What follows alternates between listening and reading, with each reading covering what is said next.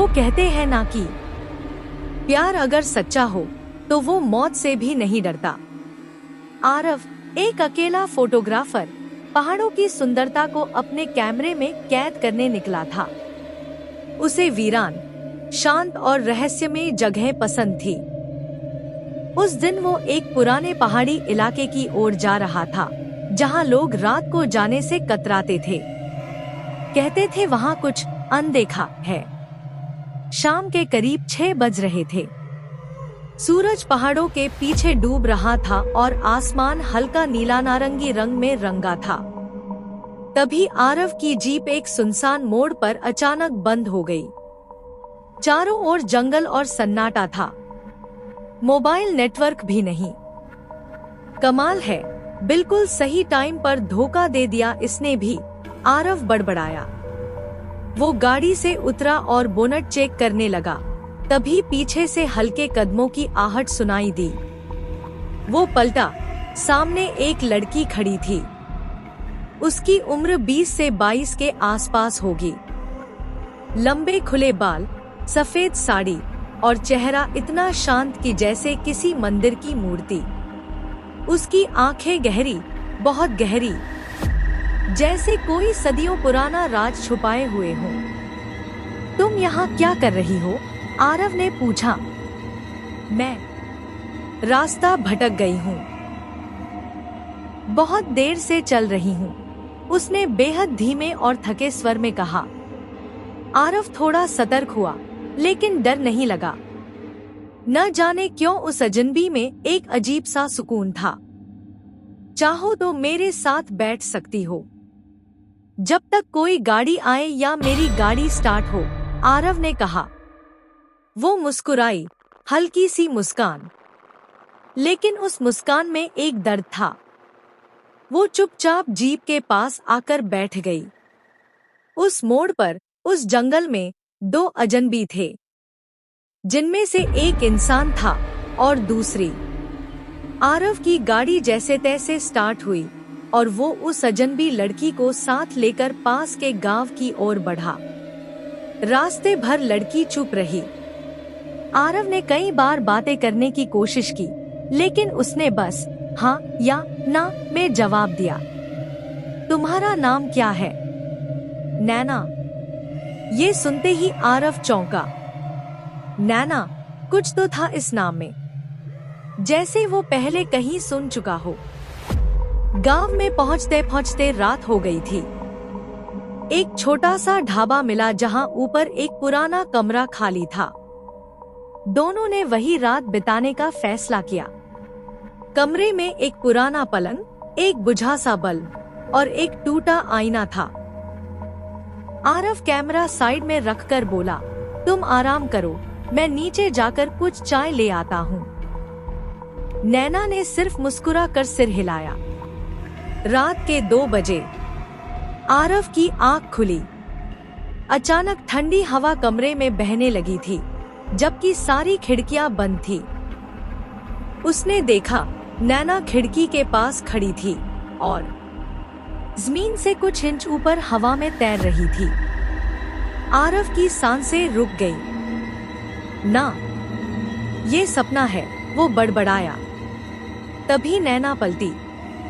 उसकी आंखें लाल थी और चेहरा शांत, लेकिन अब इंसानी नहीं लग रहा था। डर गए? नैना ने पूछा। आरव कांपते हुए बोला, तुम कौन हो? मैं एक आत्मा हूँ। चुड़ैल, अगर यही कहेंगे लोग। लेकिन मैं किसी को मारने नहीं आई, मैं बस प्यार चाहती हूँ। आरव कुछ कह नहीं पाया। उसके सामने खड़ी आत्मा का चेहरा अब फिर वैसा ही था जैसे शाम को दिखा था, मासूम, दर्दभरा, अकेला। मैं हर उस इंसान से दूर चली जाती हूँ जो मुझसे मोहब्बत करने लगता है, क्योंकि मेरी मोहब्बत मौत बन जाती है। नैना की आंखों से अब आंसू बह रहे थे। क्या आरव अब भागेगा, या वो इस रहस्यमय आत्मा से मोहब्बत करेगा? क्या आत्मा को भी मिल सकती है सच्ची मोहब्बत? आरव उस कमरे के कोने में खड़ा कांप रहा था। उसके सामने एक चुड़ैल खड़ी थी, लेकिन ना डर था, ना चीख, बस एक अजीब सी खामोशी थी जो दिल के अंदर उतर रही थी। तुम चाहो तो अभी चले जाओ, नैना ने कहा। मैं नहीं चाहती कि मेरी वजह से तुम्हारी जान जाए। आरव ने उसकी आंखों में देखा। वहां डर नहीं, मोहब्बत थी। वो मोहब्बत जो इंसानों में भी मुश्किल से मिलती है। तुम्हें लगता है तुम एक चुड़ैल हो, आरव धीरे से बोला, पर मेरे लिए तुम सबसे खूबसूरत एहसास हो। नैना की आंखें भर आईं। हर बार जब कोई मुझसे प्यार करता है, वो कुछ ही दिनों में मर जाता है। मैं अपने हाथों से उन्हें खोती रही हूँ। हर बार। आरव उसके पास आया, उसका हाथ थामा। हाथ बर्फ की तरह ठंडा था। अगर तेरी मोहब्बत में मौत है, तो मैं मरना कबूल करता हूँ, लेकिन बिना मोहब्बत के जीना नहीं। नैना पहली बार जोर से रोई, सदियों की कैद जैसे टूट गई हो। अगली सुबह गांव के लोग ढाबे पर जुटे थे। आरव की गाड़ी वहीं खड़ी थी। कमरे में आरव की लाश थी, चेहरे पर एक हल्की मुस्कान। और फिर उस जंगल की कहानियां बदल गईं। अब लोग कहते हैं, रात को अगर उस मोड़ से गुजरो तो दो परछाइयां दिखती हैं, एक लड़का और एक लड़की, जो हाथों में हाथ डाले चलते हैं, क्योंकि मोहब्बत मौत से बड़ी होती है।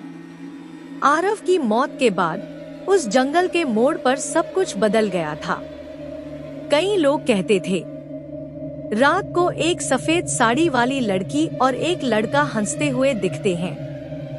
कुछ कहते, वो अब किसी को डराते नहीं, बस किसी अधूरी कहानी को जीते हैं। लेकिन कहानी वहां खत्म नहीं हुई। 20 साल बाद दिल्ली में एक कॉलेज स्टूडेंट आरव मेहता एक फोटोग्राफी प्रतियोगिता के लिए पुराने पहाड़ी गांवों पर रिसर्च कर रहा था। उसे एक पुराना नक्शा मिला, जंगल के उस मोड़ का, जहां 20 साल पहले एक फोटोग्राफर की रहस्यमयी मौत हुई थी। आरव को ये जगह कुछ जानी पहचानी सी लगी। रात को वो अजीब अजीब सपने देखने लगा। एक लड़की सफेद साड़ी में, जिसके होंठ कांपते थे और आंखें कहती थी, तुम लौट आए हो। उधर उस मोड़ पर नैना आज भी भटकती थी। वो अब किसी को डराती नहीं थी, बस उस एक इंसान का इंतजार करती थी, जिसने उसे मौत से ऊपर जाकर चाहा था। और फिर एक दिन उस मोड़ पर फिर एक जीप रुकी। उसमें से उतरा एक युवक, कैमरा लिए। चेहरा वैसा ही, नाम भी वही, आरव। नैना दूर खड़ी कांप उठी। तुम? उसकी आंखें भर आईं। आरव उसकी ओर बढ़ा। मैं नहीं जानता तुम कौन हो, लेकिन जब भी तुम्हें देखता हूं, ऐसा लगता है जैसे दिल कुछ याद करने की कोशिश कर रहा है। और फिर नैना ने पहली बार किसी इंसान को छुआ, और वो मरा नहीं। आरव ने मुस्कुराकर उसका हाथ थामा और कहा, इस बार मैं तुम्हें अधूरी नहीं रहने दूंगा। नैना की आंखों से आंसू गिरने लगे, पर वो आंसू अब मुक्ति के थे। इस बार मोहब्बत ने जीत लिया था, पिछले जन्म की मौत को भी। आरव और नैना, जो पिछले जन्म में एक दूसरे से मोहब्बत कर बैठे थे, अब फिर से एक दूसरे के सामने थे।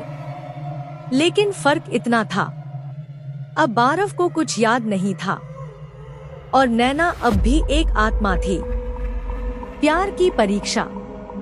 नैना रोज उस जंगल में आरव के साथ घूमती, उसे तस्वीरों के लिए खूबसूरत जगहें दिखाती, आरव को उसकी मौजूदगी सुकून देती थी, जैसे कोई बहुत पुराना रिश्ता हो। एक दिन आरव ने पूछा, नैना, तुम इंसानों से अलग सी हो, क्या तुम सच में हो? नैना चुप रही, फिर बोली, कभी कभी जो सबसे ज्यादा सच होता है वो सबसे कम दिखाई देता है। उस रात आरव ने सपना देखा, एक पुरानी ढाबे की कोठरी, खिड़की के पास हवा में तैरती हुई एक लड़की और उसकी अपनी ही लाश। वो चौंक कर उठा, मैंने ये सब पहले देखा है, मैं मर चुका हूँ। उसने नैना से पूछा। नैना ने उसकी ओर देखा, हाँ, पिछले जन्म में तुमने मुझसे मोहब्बत की थी और मेरी वजह से जान गंवाई थी। अब तुम फिर लौटे हो ताकि मैं मुक्ति पा सकूं। आरव की आंखों में आंसू आ गए। तो क्या मैं फिर मर जाऊंगा? नैना ने सिर हिलाया। नहीं, इस बार नहीं, इस बार मैं तुम्हें जीवन दूंगी। नैना ने आरव का चेहरा थामा, उसके माथे को चूमा और उसकी आत्मा रोशनी में बदल गई। एक पल में नैना की चुड़ैल रूपी आत्मा भी धीरे धीरे उजाले में विलीन होने लगी। अब मेरी रिहाई का समय है। तेरी मोहब्बत ने मुझे इंसान नहीं बनाया, मगर मुझे मोक्ष दे दिया। आरव की आंखों से आंसू बह रहे थे, लेकिन चेहरे पर सुकून था। अंतिम दृश्य। आरव अब एक मशहूर फोटोग्राफर बन चुका था। उसने एक किताब लिखी, जिससे मैंने एक आत्मा से प्यार किया। और उस जंगल के मोड़ पर आरव अब एक मशहूर फोटोग्राफर बन चुका था। उसने एक किताब लिखी, जिससे मैंने एक आत्मा से प्यार किया। और उस जंगल के मोड़ पर अब सिर्फ पेड़ों की सरसराहट होती है, ना कोई आत्मा, ना कोई डर। लेकिन जब कभी चांदनी रात में कोई सच्चा प्रेमी वहां से गुजरता है, तो दो परछाइयां दिखती हैं, हाथों में हाथ डाले, हमेशा के लिए एक हो चुके।